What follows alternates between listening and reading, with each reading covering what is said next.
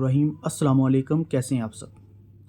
छोटे छोटे बच्चे जिनकी एज 3 साल 4 साल 5 साल है, उनके मोटे मोटे चश्मे लग जाते हैं, उनको हार्ट की प्रॉब्लम हो जाती है, उनको शुगर की प्रॉब्लम हो जाती है, उनके जिस्म के ऊपर फिंसियाँ वगैरह हो जाती हैं और उनके शरीर के ऊपर जिस्म के ऊपर दाग धब्बे पिगमेंटेशन हो जाती है।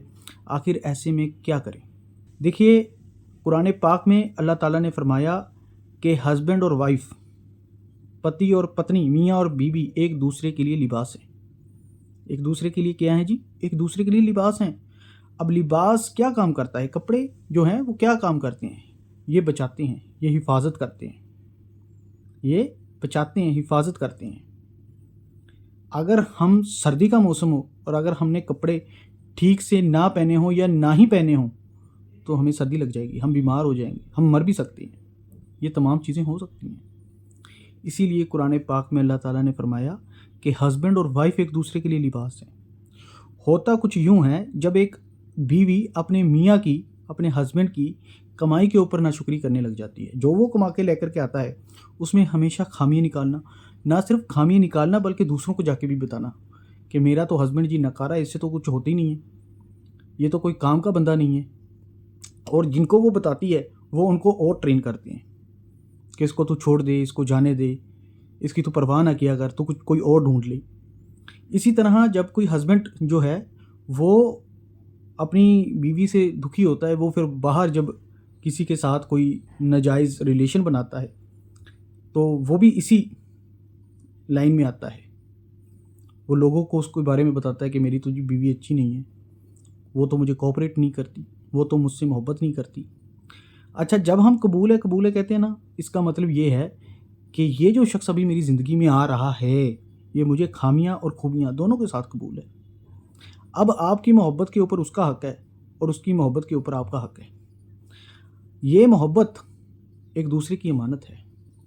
जब आप अमानत में खयानत करेंगे तो आपकी स्किन, आपका जिस्म रिएक्ट करेगा। जब आप अमानत में खयानत करेंगे आपकी स्किन, आपका जिस्म जो है वो रिएक्ट करेगा।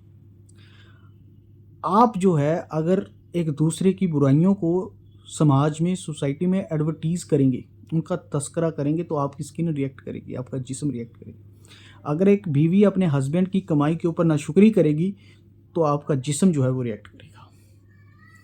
अगर एक शोहर बाहर जाकर के गलत काम करता है, किसी को धोखा देता है, चीटिंग करता है, शराब पीता है या ब्याज का काम करता है, तो उसके इम्पैक्ट जो हैं उसके अपने जिस्म के ऊपर, उसकी बीवी के जिस्म के ऊपर और उनके होने वाले बच्चे के ऊपर 101% होगा।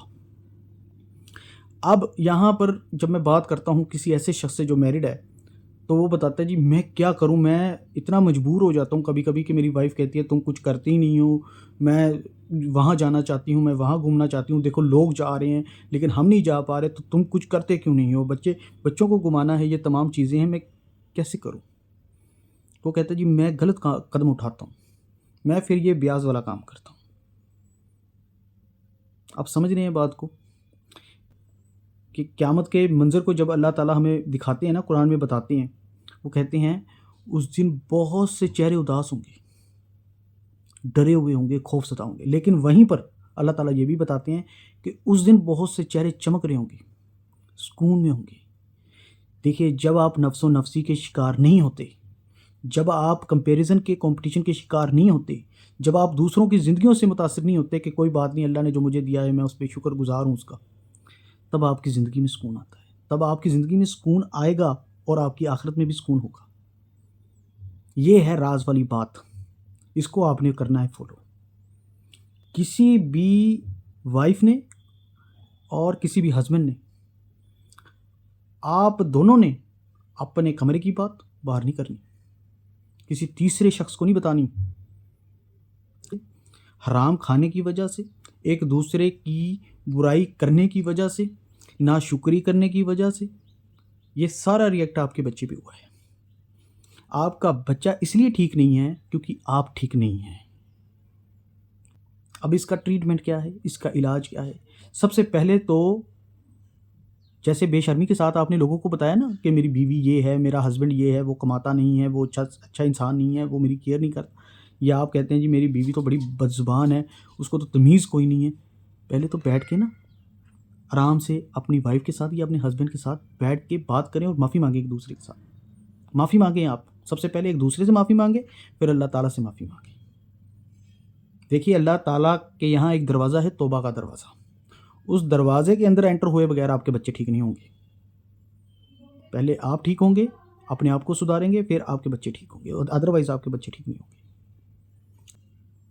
آپ ناشکری کریں گے تو جو آپ کے پاس ہے وہ بھی چلا جائے گا. ٹھیک ہے، تو اس بات کو آپ سمجھیں. سب سے پہلے ایک دوسرے سے معافی مانگیں، پھر خدا سے معافی مانگیں. کمرے کی باتیں اپنے کمرے میں رکھیں، تیسرے کو نہ بتائیں. تیسرے کا کوئی تعلق نہیں ہے کہ آپ فون اٹھائیں یا پیچھے آپ اپنی ماں کو بتا رہی ہیں کہ میرے گھر تو یہ مسئلے ہیں، اور اس کو پتہ ہی نہیں ہے، اس کو بی سائڈ کا پتہ ہی نہیں ہے کہ کچھ کرتے ہیں تو کچھ ہوتا ہے نا. ایسا تو نہیں ہے کہ ایک طرفہ ہی بندہ پاگل ہے. اس لیے یہ جو پیچھے مائیں بھی سنتی ہیں نا، یہ بھی اپنی بچیوں کو کہیں کہ بیٹا دیکھو تمہاری شادی ہو چکی ہے، اپنی باتیں اپنے تک رکھو. میرے سے بات کرنی ہے تو کچھ ڈھنگ کی بات کرو، ایسی چگلی والی باتیں نہ کرو. یہ جو کہتی ہیں نا 50 60 سال کی لیڈیز، میرے تو جی گھٹنوں میں درد ہے، میرے تو جی پیروں میں درد ہے، میرے تو جسم میں درد ہے. یہ اس لیے ہے جی کیونکہ آپ چگلی میں چلی گئی ہیں، آپ چگلی کرتی ہیں. آپ کے جسم میں جو درد ہو رہا ہے وہ چگلی کی وجہ سے ہو رہا ہے. اب یہ چھوڑ دیجئے، انشاءاللہ آپ کے درد ہونا بند ہو جائے گا. بات ختم ہے، بات ختم ہے. ان کو آپ جانیں. اپنی بچیوں کے گھر کے معاملوں میں دخل نہ دیں. ان کی آپ نے شادی کر دی ہے نا، اب بات ختم ہو گئی ہے. اب وہ اپنے آپ سنبھال لے گی. اللہ تعالیٰ نے عورت کو اتنی طاقت دی ہے، وہ کسی بھی سچویشن میں اپنے آپ کو سنبھال سکتی ہے. وہ کسی بھی سچویشن میں اپنے آپ کو سنبھال سکتی ہے. جب وہ ایک بچے کو جنم دے سکتی ہے، آپ کو پتہ ہے یہ جو عورت ہے اس کے قدموں میں جنت کیوں ہے پتہ ہے؟ کیونکہ جب یہ ایک بچے کو جنم دیتی ہے نا، یہ موت کے بالکل پاس چلی جاتی ہے، بالکل قریب. تو اس کا درجہ شہیدوں والا درجہ ہے. سمجھے آپ؟ اسی وجہ سے جنت اس کے قدموں میں ہے.